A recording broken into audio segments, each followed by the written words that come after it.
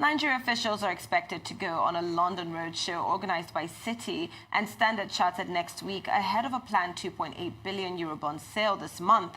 The event, scheduled for November 12th, will be attended by the Nigeria Finance Minister Zainab Ahmed. Nigeria's Senate approved the Eurobond issue last month, but advised the government to put firm measures in place to limit foreign borrowing. Arise business analyst Bode Ososami joins me now for more. Bode, good afternoon. Bode, many are criticizing the continued spate of borrowing, and some presidential candidates have said Nigeria doesn't need to borrow. What does your analysis show?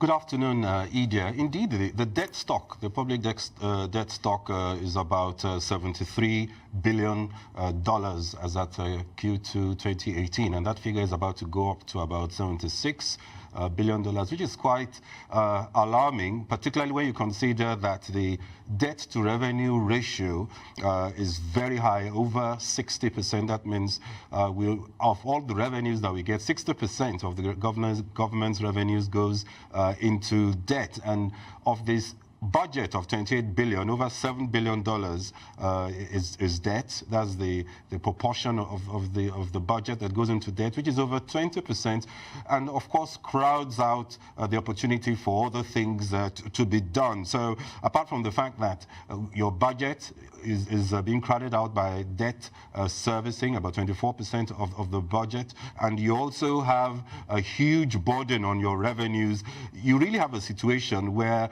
it could be very troubling, particularly now that we see the Fed increasing rates, and that means, of course, that the rates of servicing those debts are going to go up at a time when the dollar is also going up. So you are having both the dollar going up, rates going up, hitting at your debt service burden, which is already very, very, very high. So I think the real issue has to do with whether it is sustainable and what the options are. And let me just run some very quick calculations by you.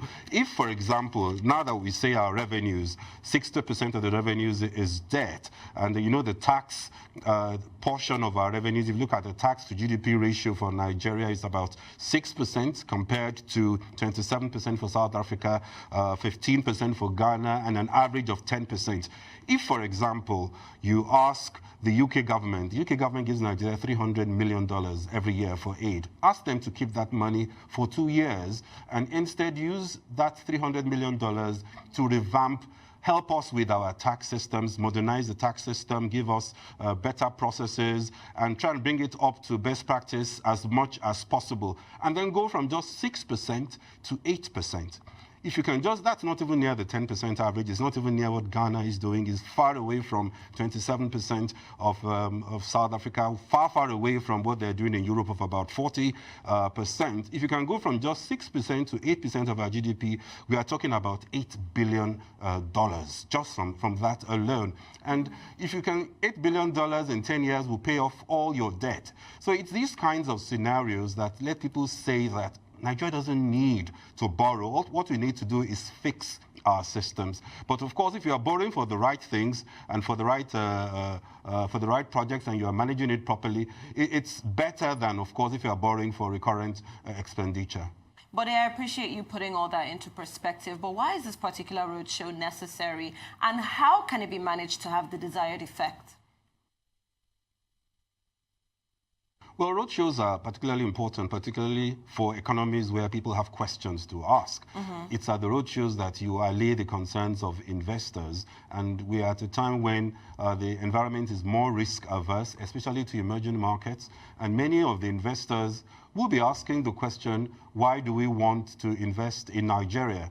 And the answers will be asked at these roadshows. So I think the roadshows are quite important if you want to succeed, and the yield you get, that is the cost at which you're going to be doing your bonds, will of course depend on how successful and how people receive the state of the economy and the prospects in Nigeria. So I think the roadshow is important, but the real big question people are asking, does Nigeria need to add another $2.8 billion to its debt burden from that $73 billion. And that's the question that is not quite as clear. Of course, Bode, but we're now in a very difficult period where oil prices are now below $70. And of course, capital is fast exiting emerging markets. The election period, of course, is ending, sending out signals of uncertainty. How low can oil prices go before we even begin to worry about Nigeria?